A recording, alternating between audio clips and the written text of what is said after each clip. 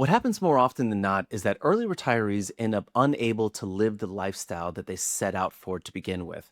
Imagine the worker who's got a figure in mind, their retirement number, and they're stashing away 30 to 40% of their income in order to hit that number. They've ran their calculation and they think that once they hit that number that they're going to be hanging out on the beach chair. But what they find is that reaching that number isn't the hard part. Anyone can set a tight budget and build the habit to aggressively save. The hard part is becoming the spender and accepting that you no longer are the type of person to save away a significant portion of your income, but rather you're the type of person to spend what you've saved. Right now, there are millions of 7-year-olds who are holding on to an account balance that is larger than the one that they retired with 20 years ago. This is actually one of the more common ways that retirement plays itself out. And what about the fire community? These are the folks that in their 20s and 30s, they save super aggressively in order to retire as early as humanly possible. But then when they reach that fire number, the number that they had calculated to be able to sustain their lifestyle with them no longer needing to work, what they find is that they share the same blind spot. Both optimize the balance and assume the human being will just start spending, but most don't. Fire folks also deal with the extra burden of feeling healthy and feeling full of energy and needing to find somewhere to spend their time and offer value. How many fire people have you seen online that have simply transitioned in some sort of self employment? And of course, there's nothing wrong with that. They wanted to get out of the corporate 40-hour work week. But what they found was that retirement and playing golf every day and relaxing on the porch, it wasn't what they were seeking either. If you're new to this channel, my name is Ross Williams with ReadyAimRetire.com. On this channel, you'll find that we discuss retirement strategies and ideas. On ReadyAimRetire.com, you'll find the most comprehensive retirement planning platform available online. This tool is built for workers like you and I who want to know for sure when they can retire, what retirement looks like, and how their plan handles different situations.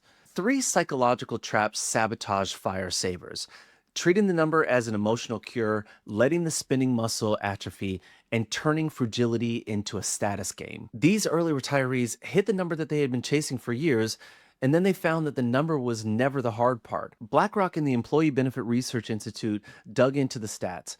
They found that most retirees still held about 80% of their pre retirement savings nearly 2 decades into retirement.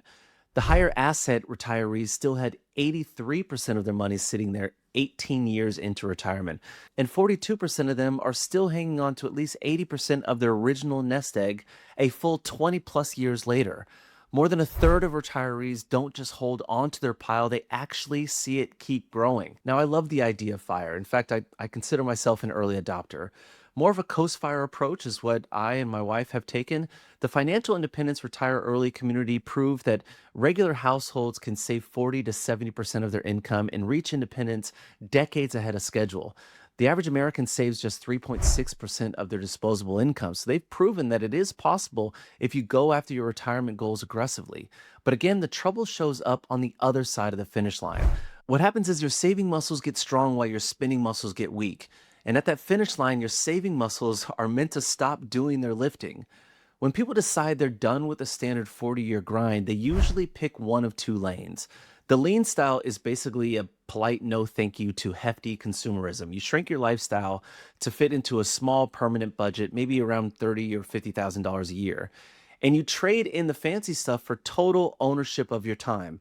Perhaps you take up residence in a small town, you drive a paid off 15-year-old car, and you take quiet pride in every dollar that you have.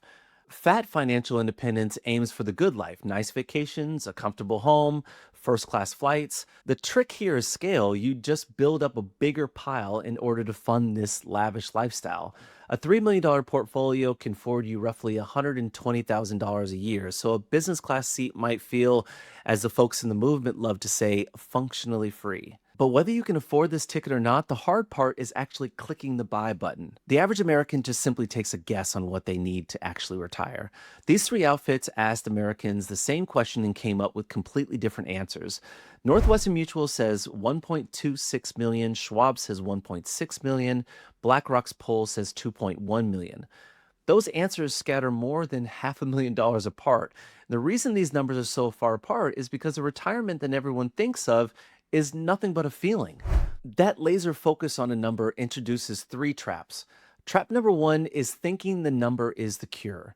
A lot of people tell themselves that a specific number is going to fix how they feel about their finances. Have a net worth of $1.5 million dollars and the worry is just going to dissipate. Except it doesn't work like that. Your emotional relationship with money doesn't track the balance in your account. Trap number two, the spending muscle goes soft. To pull retirement forward by decades, people have to grind and budget for 10, 15, 20 years. They live with the promise to themselves that one day they'll be able to enjoy their nest egg. But human psychology isn't a light switch.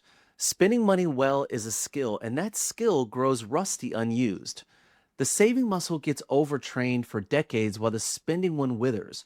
You carve deep grooves of money fear into your brain, and those eventually set. Ramessetti, who wrote I Will Teach You to Be Rich, had a guest from the fire world who put this perfectly in an interview. She admitted, quote, I don't even have the muscle to spend money. When we have a surplus, what do? Pay down debt. Mr. Money Mustache, a founding voice in all of this, once wrote a post literally titled, Frugality is a muscle. The community trained that one muscle so hard the opposite one went slack. David Blanchett at Morningstar calls the results an identity problem, not a math problem. Your account at readyandretire.com says that you are completely safe to spend, but you've seen yourself as a saver for decades, so your spending just feels wrong in your gut. Trap number three, turning doing without into some sort of trophy. I've had this problem, in fact, personally. In fact, I remember telling my wife that during COVID, when our travel budget was going untouched and our dining budget was going untouched, that I never felt better about our finances. But what sense does that make? How is it that a person who spends the least gets the gold star? Is that what we've been saving for? Haley Sachs, Mrs. Dow Jones, called the extreme end of FIRE a sham and compared it to financial anorexia. So much doing without that it defines how we see things. You stay convinced you always need a bit more while you're subsequently going without. The balance, of course, is very hard to manage. So here's what can be done. Your money deserves respect and discipline, that's for sure.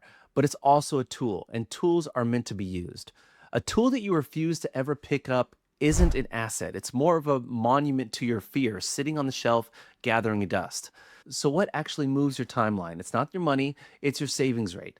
Take a look at a household with $80,000 in take-home pay and a $6,000 per month expense. That's $72,000 a year going out the door, and that leaves about $8,000 a year going into savings at a 10% rate. The finish line in this case is about 51 years out. Blueprint Run is to aggressively cut their spending, cutting the monthly expenses in half, say down to $3,000. The savings rate jumps to 55% and the timeline drops to 15 years. Of course, that changes your timeline drastically, but it also permanently locks in a tight lifestyle. Blueprint number two is to optimize your income, keeping your lifestyle exactly where it is, but when you land a raise, you invest every single dollar of it. That climbs your savings rate up to about 31%. And it reduces your timeline to about 27 years. So it's a bit slower, but it keeps the comfortable $72,000 baseline the whole way through. And finally, Blueprint 3 is a blended approach. What if you raise your income 30% or so and you invest every dollar of it, but you also cut your expenses? Now your savings rate is around 51% and you're living on roughly $50,000 a year. Your timeline now is about 17 years. You retire early, but you also maintain an enjoyable lifestyle. Perhaps this blended approach is the sweet spot, attacking both sides of the ledger. Financial independence in 2026, it isn't a balance you reach and forget. It's a set of decisions that you keep making year after year. Both earning more and spending on purpose are developed skills, ones that need training and practice. Make sure that you're training both. Practice spending while you're still working. Pick one money dial, one category that you genuinely love. Maybe it's travel, maybe it's a hobby that you've ignored, and spend some dollars on it intentionally. And build your decumulation plan inside your readyandretire.com account, not just your savings goal. Third, pick a blueprint on purpose. Blended for most people, aggressive if speed truly beats lifestyle, income first if you refuse to shrink your life. Fit that blueprint to your values. Here's why I'm hopeful. Among pre-retirees with a decumulation plan, 57% feel highly confident managing their spending versus just 26% of folks flying blind. That thought of you as a 70-year-old retired sitting on more money than you had started retirement with, that's not the goal. That's a warning signal. Three traps can make that a reality. The number felt like a cure, the spending muscle went soft, and doing without turned into some sort of trophy on the shelf. But there's an easy fix. Build a plan and train the spending muscle before you need it. The number we're chasing is not the biggest balance you can pile up on the account. It's the one that finally gives you the permission to go out and spend it. My name is Ross Williams. Please consider subscribing to this channel for more retirement talk and visit readyaimretire.com to start building your plan. And drop a comment below and tell us if you recognize any of these three traps in yourself. Maybe it was a number that felt like a finish line. Maybe it was a spending muscle that's gone a little soft. We're all working on the same goals, and that's a great thing. Thanks for watching. You're doing great.